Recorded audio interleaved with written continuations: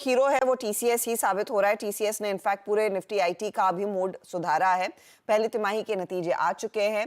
आय, मुनाफा, मार्जिन अनुमान से बेहतर रहे, लेकिन जो पॉजिटिव था वो कांस्टेंट करेंसी रेवेन्यू ग्रोथ जो 2% के ऊपर आई है। सभी सेगमेंट और क्षेत्रों में भी ग्रोथ नजर आ रही है। यहाँ पर कंपनी का मैनेजमेंट अब FY24 के मुकाबले FY25 के साल को कैसे देख रहा है, इसी पर चर्चा की शुरुआत की जब मैंने बात की कंपनी के CFO और चीफ HRO से। आई थिंक हमने जो Q4 के एंड में कहा था कि we expect FY25 to be better than FY24, हम उस पर will still stick to it and we believe वो वैसे ही प्ले आउट होना चाहिए।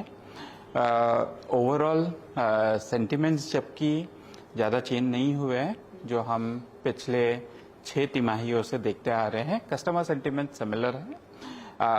ये क्वार्टर का अगर हम देखें तो हमारे सारे ज्योग्राफीज सीक्वेंशियली जो आपने बताया quarter on quarter positively grow किए हैं, which is the good sign.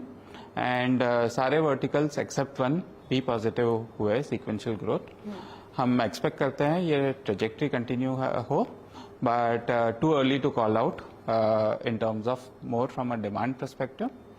आपने जैसे मार्जिन्स का बताया, margins typically we take the जो वेज इंक्रीमेंट का इम्पैक्ट है हम पहली फर्स्ट क्वार्टर में ही ले लेते हैं एंड हमने एग्जैक्टली वैसे किया। 170 बेसिस पॉइंट्स इम्पैक्ट था and typically we claw back and move upwards, inch upwards.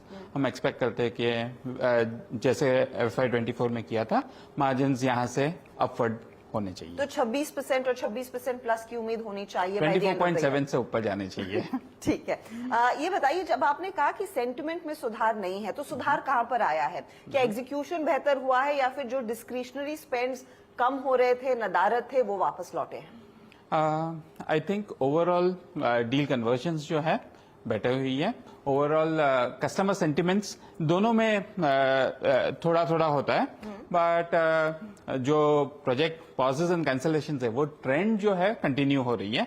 उसमें थोड़ा प्लस माइनस से सो हमारा जो इम्पैक्ट हो रहा था was more due to project being put on hold और कैंसलेशंस, जबकि जो रेवेन्यू नए डील से आ रहे थे वो नॉर्मली कन्वर्ट हो रहे थे।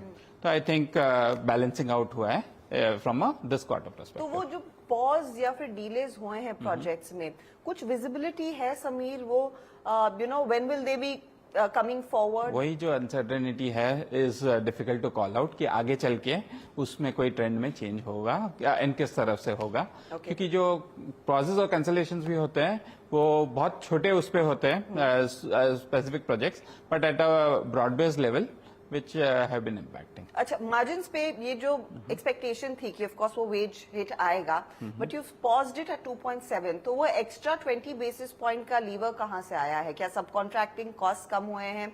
How have you managed it despite giving that wage hike? So 24.7 it's a 130 basis points impact. So overall अगर हम देखें तो 170 is the impact due to wage increments. And हमारे थर्ड पार्टी एक्सपेंसेस जो है उसका भी हेडविन था एंड वो ऑफसेट हुआ with better operational efficiencies that was driven by better productivity, improved utilization and also reduction in sub contractor expenses. Okay Milind, finally third लगातार quarters आपने कोई हायरिंग नहीं की थी, इनफैक्ट वहां पर गिरावट देखने को मिल रही थी, लेकिन इस क्वार्टर में 5400 एम्प्लॉइज को आपने ऑन बोर्ड किया है। Is this sign of growth returning? क्या उसे वैसे पढ़ना चाहिए कि अब लोगों की जरूरत है? और हायरिंग जो होता है ऐसा क्वार्टरली सोच के हम हायरिंग नहीं करते हैं। हम लोग ऐसा साल भर का सोच के करते हैं। मैंने पहले भी बताया कि हमने बहुत सारा हायरिंग लास्ट ईयर किया था, उसके बाद हमने यूज किया उनको सब्सिक्वेंट क्वार्टर्स में उनको ट्रेन किया, डिप्लॉय किया in subsequent quarters, right? Similar situation is here. We have made a decision to basically hire. Our campus hiring will continue, like we did last year. It will continue like this even this year. Overall net headcount में कैसे changes आएंगे? It depends on many factors. So overall, to summarize, campus hiring will continue the way we are doing it. We will bring in people. We already onboarded 11,000 trainees in this quarter. So but overall situation का net headcount के ऊपर depend करता है overall situation के ऊपर। और attrition क्या यहाँ से और कम हो सकता है, क्योंकि पिछली बार आपने कहा था कि थोड़ा सा है प्ले वहां पर इसमें और कमी देखने के लिए, people want to stay with the company. Last time हमारा 12.5 था, मैंने कहा 30 बेसिस पॉइंट और कम होगा, 40 बेसिस पॉइंट कम हुआ। तो I personally think now that this will be a stable number. No, this is our comfort level also. This is a stable number. Good that our attrition has come back to this level. So good for business, good for people, and good for the overall healthy organization as such. Samir, coming back to deal wins, $8.3 billion तक की deal win, लेकिन इसमें क्या आप BSNL को भी जोड़ रहे हैं या फिर BSNL के एग्जीक्यूशन के फायदे ऑफ कोर्स वो कांस्टेंट करेंसी ग्रोथ में देखने को मिल रहे हैं, और किस तरह का टेक्सचर है डील्स का, अगर एक मुझे अंदाजा दे सके? Okay. So overall deal wins is across all customers. We don't break it out at a customer level. But BSNL का जो deal win जो बड़ा आया था वो कुछ तिमाही पहले आया था, and then अभी execution चालू है. This is new orders which are received. Okay. And color on that काफी ब्रॉड बेस्ड है in both in terms of size of deals. We don't have any mega deal in this $8.3 billion, but काफी broad based है both in terms of sizes and also across the business segments, BFSI या business verticals and geographies as well.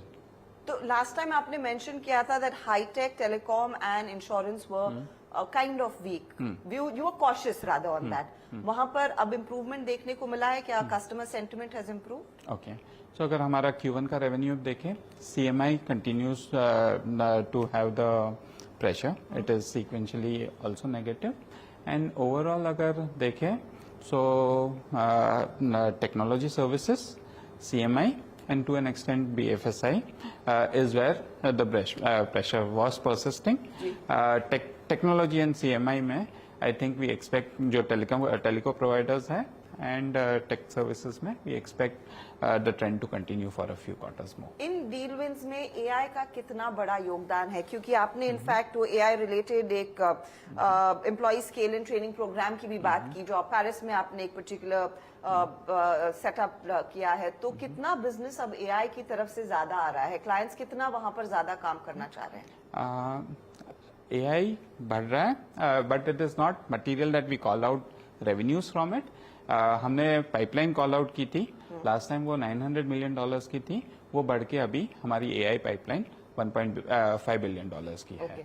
तो ये कब तक फिर convert करने लगेगा into a larger part of the revenue? वो ऑलरेडी कन्वर्ट हो रही है, and while we are not reporting the numbers we are reporting is the engagements which we are doing with our customers, and that has increased to about 270 engagements which are currently being run across. Thank you very much, gentlemen, and good luck for Q2. Thank you.